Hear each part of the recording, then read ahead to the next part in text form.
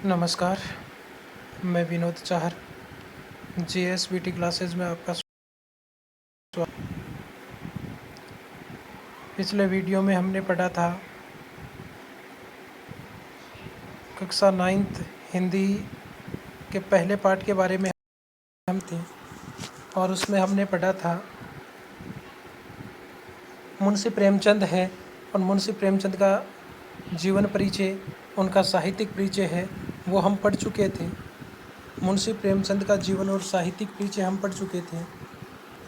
उसके बाद में जो कहानी थी दो बैलों की कथा, उसके बारे में भी हमने थोड़ी सी चर्चा की थी। अब उसी को हम आगे बढ़ाते हैं।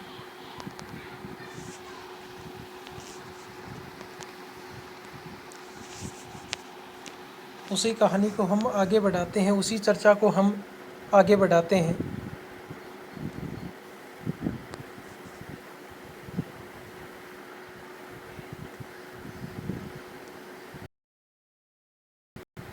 हमने बात की थी, उसी से आगे बढ़ते हैं।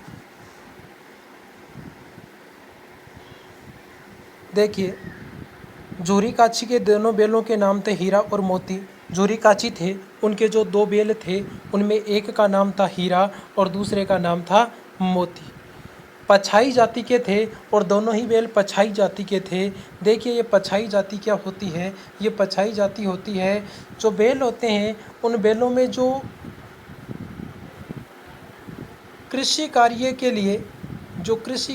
लिए उपयुक्त बैल होते हैं, कृषि कार्य के लिए जो अच्छे बैल होते हैं, वो उन बैलों को कहा जाता है पछाई बैल। देखने में बड़े सुंदर थे, काम में चौकस, काम में सावधान थे, डील में ऊंचे भारी भरकम शरीर था। बहुत दिनों दोनों साथ रहते थे, बहुत दिनों से दोनों साथ रह रहे थे, इसलिए दोनों में भाईचारा हो गया था। दोनों आमने सामने आसपास बैठे एक दूसरे को मूक भाषा में समझा दिया करते थे, विचार विनिमय करते थे, यानी अपनी बात एक दूसरे तक पहुंचा देते थे। एक दूसरे के मन की बात को कैसे समझ जाता था हम नहीं कह सकते, एक दूसरे की बात को किस प्रकार से समझता था ये तो हम नहीं कह सकते, लेकिन वो एक दूसरे की बातों को समझ जाया करते थे। अवश्य ही उनमें कोई ऐसी गुप्त शक्ति थी जिससे जीवों में श्रेष्ठता का दावा करने वाला मनुष्य वंचित है। उनको देखकर ऐसा लगता था कि उनमें इस प्रकार की कोई गुप्त शक्ति है जो मनुष्यों में भी नहीं पाई जाती। जीवों में सबसे बुद्धिमान और सबसे को बताया गया है, मनुष्य को बताया गया है। अब कि वो शक्ति मनुष्य में भी नहीं थी, जो शक्ति किन में थी? उन दोनों बैलों में थी। दोनों एक दूसरे को चाटकर और सूंघकर अपना प्रेम प्रकट करते थे। कभी कभी दोनों सींग भी मिला लिया करते थे, विग्रह के नाते से नहीं, केवल विनोद के भाव से। कभी कभी वो कुछ अटकेलियाँ भी करते थे, मनोरंजन के भाव से, विनोद के भाव से। यानी मनोरंजन के भाव से क्या करते थे? मनोरंजन के भाव से वो अपने सींगों को मिला लिया करते थे, खेल लेते थे, एक तरह से आप कह सकते हैं अपना मनोरंजन करते थे। ऐसा नहीं कि उनमें कोई लड़ाई हो जाती थी, विग्रह कभी नहीं होता था, लड़ाई कभी नहीं होती थी। से जैसे दोनों में घनिष्ठता होते ही ढोल धप्पा होने लगता है। आत्मीयता के भाव से वो इस प्रकार से किया करते थे, अपनापन प्रकट करने के लिए ऐसा करते थे।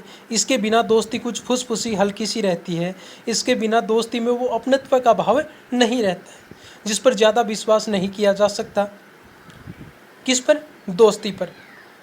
जिस वक्त ये दोनों बैल हल या गाड़ी में जोत दिए जाते और गर्दन हिला हिलाकर चलते, उस वक्त हर एक की चेष्टा यानी प्रयास, कोशिश यही होता था क्या कि ज़्यादा से ज़्यादा बोझ मेरी गर्दन पर रहे। यानी दोनों की कोशिश होती थी कि है वो दूसरे पर ज़्यादा न होकर एक पर रहे, खुद पर रहे। दिन भर के बाद दोपहर या संध्या को दोनों खुलते तो एक दूसरे को चाट चूट कर अपनी थकान मिटा लिया करते थे। पूरे दिन भर हल में जोते जाते और शाम को जब उनको खोला जाता तो अपनी थकान मिटाने के लिए वो क्या करते थे? एक दूसरे के प्रति अपना प्रेम प्रकट करते थे। नांद में खली भूसा पड़ जाने के बाद दोनों साथ उठते, जैसे ही नांद में चारा पानी उनको डाल दिया जाता, दोनों साथ में उठते, साथ में खाते।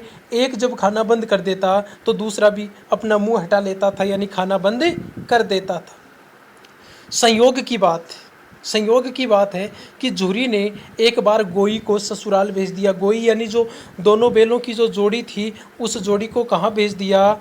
अपने ससुराल भेज दिया। अपने साले के साथ में अपने ससुराल भेज दिया। बैलों को क्या मालूम, बैलों को क्या पता कि वे क्यों भेजे जा रहे हैं? उन बेचारे बैलों को क्या पता कि उनको क्यों भेजा जा रहा है, कहाँ भेजा जा रहा है? उन्होंने समझा कि अपने मालिक ने क्या कर दिया है, उनको बेच दिया है।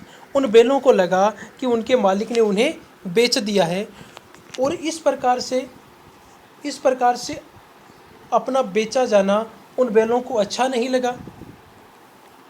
उन बैलों को जब ये लगा कि उनको उनके मालिक ने बेच दिया है, तो इस प्रकार से उनका बेचा जाना उनको अच्छा नहीं लगा। किनको? उन दोनों बैलों को वो बात अच्छी नहीं लगी।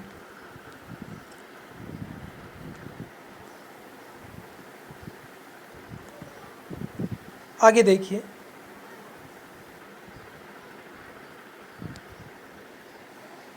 अच्छी नहीं लगी या हो सकता है उनको बुरा लगा, तो ये कौन जाने, किसको पता। लेकिन जिस प्रकार की हरकत उन्होंने की, उनको देखकर ऐसा ही लगता है शायद उनको इस प्रकार की स्थिति लगी कि जैसे उनको बेच दिया गया हो। पर जूहरी काछी के साले को गया को उन बैलों को घर तक ले जाने में दांतों पसीना आ गया। लेकिन जूहरी काछी का जो साला था गया, वो इन गोई को यानी इन दोनों बैलों को जब अपने घर तक लेकर गया तो उनको दांतों पसीना आ गया। उनको खूब जोर लगाना पड़ा, जोर आजमाइश करनी पड़ी। क्यों करनी पड़ी? देखो, पीछे से हाँकता तो दोनों दाएं बाएं भागते, पीछे से उनको हाँकता तो दाएं बाएं भागने लग जाते। पगहिया पकड़कर, पगहिया यानी जो उनके गले में जो रस्सी डाली गई थी, उस रस्सी को पकड़कर आगे से खींचता तो दोनों पीछे को जोर लगाते, दोनों उस रस्सी को पीछे खींचने लग जाते। मारता तो दोनों सींग नीचे करके हुंकारते, उनको मारने के लिए ऐसे अपने सींगों को हिलाते। अगर ईश्वर ने उन्हें वाणी दी होती, किनको? बैलों को, तो जूहरी से पूछते तुम हम गरीबों को क्यों निकाल रहे हो? तो जूहरी काछी से निश्चित ही पूछते कि तुम हम गरीबों को क्यों निकाल रहे हो, इस प्रकार से क्यों बेच दिया? हमने तो तुम्हारी सेवा में कोई कसर नहीं उठा रखी थी। अगर इतनी मेहनत से काम न चलता था तो और काम ले लेते। हमें तो तुम्हारी चाकरी में यानी सेवा में, तुम्हारी सेवा में मर जाना मंजूर था। हमने कभी दाने चारे की शिकायत नहीं की, यानी आपने जैसा हमें खाने के लिए दिया हमने खाया। तुमने जो कुछ खिलाया वह सिर झुकाकर सम्मान के साथ में खा लिया। फिर तुमने हमें इस अत्याचारी के हाथों क्यों बेच दिया?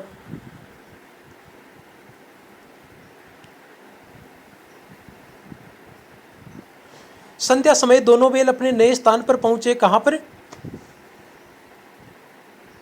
गया के घर पर। दिन भर के भूखे थे, लेकिन जब नांद में लगाए गए, जब नांद के पास उनको ले जाया गया और उनको फूस चारा पानी डाला गया, तो एक ने भी नांद में मुंह नहीं डाला। तो दोनों ने ही उस नांद में मुंह नहीं डाला। दिल भारी हो रहा था, उदास हो रहे थे। जिसे उन्होंने अपना घर समझ रखा था, किसको? जूहरी काछी के घर को, वह आज उनसे छूट गया था। यह नया घर, नया गांव, नए आदमी उन्हें बेगाने से, उन्हें बेगाना, पराये से लगने लगे थे। दोनों ने अपनी मूक भाषा में सलाह की, आपसी विचार विमर्श किया, बातचीत की। एक दूसरे को कनखियों से देखा। कनखियों से देखना, तिरछी नज़रों से देखना। और लेट पड़ गया, सोता पड़ गया, यानी गांव के लोग हैं वो जब सो गए तो दोनों ने जोर मारकर पगहे तुड़ा लिए। वो रस्सी है, उस रस्सी को तुड़ा लिया और घर की तरफ चले। पगहे बहुत मजबूत थे, रस्सी बहुत मजबूत थी। अनुमान न हो सकता था, कोई अंदाज़ा भी नहीं लगा सकता था कि कोई बैल उन्हें तोड़ भी सकेगा। पर दोनों में उस समय दूनी शक्ति, दोगुनी ताकत आ गई थी। एक झटके में ही उन्होंने क्या कर लिया था? उन रस्सियों को तोड़ लिया था। जूहरी प्रातःकाल सोकर उठा। प्रातःकाल जब वह जगा तो देखा कि दोनों बैल चरनी पर खड़े हैं। तो देखा कि दोनों बैल आ गए हैं और उसके घर पर दोनों बैल खड़े हुए हैं। दोनों की गर्दनों में आधा आधा गराव लटक रहा था। गराव, जो गले में जो रस्सा डाला गया था, वह रस्सा है, वह लटक रहा था। घुटने तक पांव कीचड़ से भरे थे और दोनों की आंखों में विद्रोह में स्नेह झलक रहा था। और दोनों की आंखों में कैसा स्नेह झलक रहा था? विद्रोह में। उसके प्रति स्नेह था, किसके प्रति? जूहरी काछी के प्रति। लेकिन फिर भी उनमें कुछ विद्रोह का भाव था। विद्रोह का भाव क्यों था? क्योंकि उन्हें लगा कि शायद झूरी काछी ने उनको क्या कर दिया है, बेच दिया है। तो उस बेचने की बात को सोचकर विद्रोह उनके मन में था, लेकिन साथ ही साथ क्या था, उसके प्रति स्नेह भी था। झूरी बैलों को खोलकर स्नेह से गदगद हो गया, प्रसन्न हो गया, दौड़कर उन्हें गले लगा लिया। प्रेमालिंगन और चुंबन का यह दृश्य बड़ा ही मनोहर था यानी सुंदर था। वह उनको गले लगा लेता है, बैलों को गले लगा लेता है, बैलों के गले से लिपट जाता है और उनके प्रति अपना प्रेम प्रकट करता है। तो ये दृश्य है, ये बड़ा ही सुंदर दृश्य था। घर और गांव के लड़के जमा हो गए और तालियां बजा बजा कर उनका स्वागत करने लगे। किनका स्वागत करने लगे? जो दोनों बैल थे, हीरा और मोती, इन दोनों बैलों का वो स्वागत करने लगे। गांव के इतिहास में यह घटना अभूतपूर्व न होते हुए भी महत्वपूर्ण थी। अभूतपूर्व नहीं थी यानी ऐसा नहीं था कि ऐसी घटना कोई पहले नहीं हुई है, जब कोई बैल वगैरह है वो दूर चले गए और वापस आ गए, नहीं पहले भी हुई थी, लेकिन ये घटना काफ़ी महत्वपूर्ण थी। बाल सभा ने निश्चय किया, उन छोटे बच्चों ने निश्चय किया कि दोनों पशुवीरों को अभिनंदन पत्र देना चाहिए। दोनों जो पशुवीर हैं यानी हीरा और मोती हैं, उनको प्रशंसा पत्र देना चाहिए, अभिनंदन, उनका सम्मान करना चाहिए।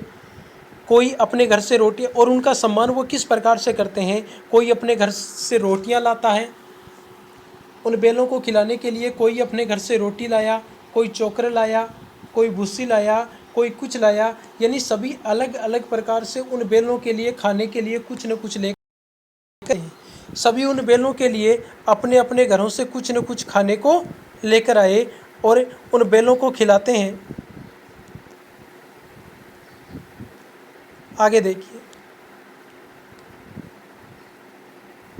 एक बालक ने कहा, ऐसे बैल किसी के पास न होंगे। उनमें से एक बालक कहता है कि ये तो बड़े अच्छे बैल हैं, इस प्रकार के बैल तो किसी के पास नहीं है। दूसरे ने समर्थन किया तो दूसरे ने भी उनकी बात में, उनकी हाँ में हाँ मिलाई और कहा कि हाँ ये अच्छे बैल हैं, इस प्रकार के बैल किसी के पास नहीं, देखो कितनी दूर से अकेले चले आए। तीसरा बोला, बैल नहीं है, वे उस जन्म के आदमी है। तीसरा कहता कि ये बैल नहीं है, ये तो पिछले जन्म के कोई आदमी है। इसका प्रतिवाद करने का, प्रतिवाद तर्क वितर्क करने का, इस बातों का उत्तर देने का किसी में साहस नहीं हुआ। झूरी की स्त्री ने बैलों को द्वार पर देखा। झूरी की पत्नी जब इन बैलों को द्वार पर देखती है तो जल उठी, तो उनको गुस्सा आता है। बोली, कैसे नमक हराम बैल हैं, कि देखो कैसे नमक हराम कामचोर बैल हैं, कि एक दिन वहाँ काम नहीं किया और भाग खड़े हुए, एक दिन भी काम नहीं किया, यहाँ वहाँ से भाग गए। झूरी अपने बैलों पर यह आक्षेप, आक्षेप यानी आरोप, आक्षेप यानी आरोप, झूरी काछी है वो अपने बैलों पर यह आरोप नहीं सह सका और कहता है कि नमक हराम क्यों है, कामचोर नहीं है ये, चारा दाना न दिया होगा कि तेरे भाई ने चारा पानी इनको टाइम पर नहीं दिया, अच्छा नहीं दिया, तो बेचारे वहाँ क्या करते, वहाँ से भाग कर आ गए। झूरी ने चिढ़ाया, सॉरी, स्त्री ने रौब के साथ में कहा, स्त्री ने अपना रुतबा झाड़ते हुए, अपना रौब जमाते हुए कहा, बस तुम ही तो बैलों को खिलाना जानते हो, कि हाँ सही कह रहे हो, बैलों को खिलाना तुम ही जानते हो, और तो कोई जानता नहीं, और तो सभी जैसे पानी पिला पिला कर रखते हैं। झूरी ने चिढ़ाया, चारा मिलता तो क्यों भागते, तो झूरी उनको चिढ़ाता है और कहता है कि हाँ सही बात है, तो मैं इनको चराना जानता हूँ, अगर वहाँ पर चारा पानी अच्छा मिलता तो फिर भाग कर क्यों आते। स्त्री चिड़ी, स्त्री चिढ़ गई, भागे, और कहती है कि भागे इसलिए कि वे लोग तुम जैसे बुद्धुओं की तरह बैलों को सहलाते नहीं हैं, तुम जैसे पागलों की तरह नहीं हैं वो, जो बैलों को बस केवल और केवल स्नेह प्यार करते रहते हैं, खिलाते हैं तो रगड़ कर जोतते भी हैं, खिलाते हैं ना तो जितना खिलाते हैं उतना काम भी करवाते हैं। ये दोनों ठहरे कामचोर, और आपके जो बैल हैं हीरा और मोती, वो दोनों कामचोर हैं, और वहाँ से भाग गए।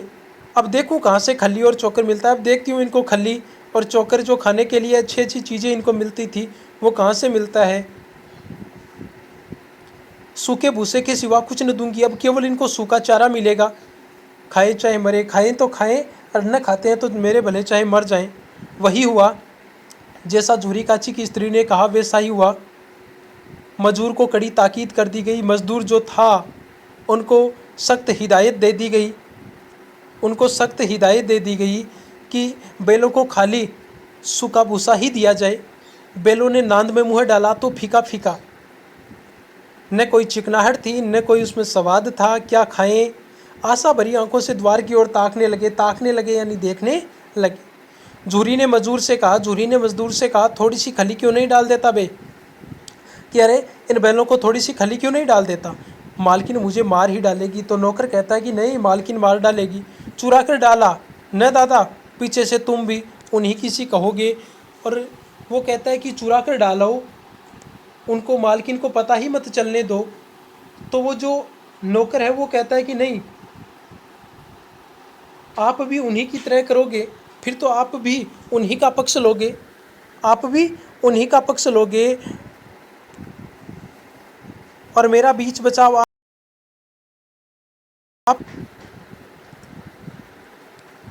दूसरे दिन झूरी का साला फिर आया। दूसरे दिन झूरी काची का साला फिर से आता है और बैलों को ले चला, और दूसरे दिन फिर से वह बैलों को ले जाता है। अब कि उसने दोनों को गाड़ी में जोता। अब की बार वो उनको ऐसे नहीं ले जाता है, बल्कि गाड़ी में जोत कर ले जाता है। 2-4 बार मोती ने गाड़ी को सड़क की खाई में गिराना चाहा। 2-4 बार मोती कोशिश करता है कि गाड़ी को सड़क की खाई में गिरा दूं, पर हीरा ने वक्त रहते संभाल लिया। वह ज़्यादा सहनशील था, थोड़ा सहनशील स्वभाव का था। जो भी अत्याचार किया जाता उसको सहन कर लेता था। संध्या समय घर पहुंचकर उसने दोनों को मोटी रस्सियों से बांध दिया और कल की शरारत का मज़ा चखाया। कल की जो शरारत थी, यानी जो रस्से तुड़ाकर भाग गए थे, उनका मज़ा चखाया। उन्हें पीटा, उनको दंड दिया, फिर वही सूखा भूसा डाल दिया, और फिर सूखा भूसा उनको नाद में डाल दिया। अपने दोनों बैलों को खली चूनी सब कुछ दी, और अपने दोनों बैलों को उन्होंने खली भी डाली और चून आटा वगैरह, यानी जो भी कुछ उनको पहले वो खिलाता था वो सब कुछ दिया। दोनों बैलों का ऐसा अपमान कभी नहीं हुआ था। दोनों बैलों का जैसा अपमान यहाँ पर किया जा रहा था, वैसा अपमान पहले कभी नहीं हुआ था। झूरी उन्हें फूल की छड़ी से भी नहीं छूता था। झूरी काची अब उन दोनों बैलों से इतना प्यार करता था कि कभी फूल की छड़ी है उससे भी उनको पीटा नहीं था। उसकी टिटकार पर, किसकी, झूरी काची की टिटकार पर दोनों बैल उड़ने लगते थे, और यहाँ मार पड़ी।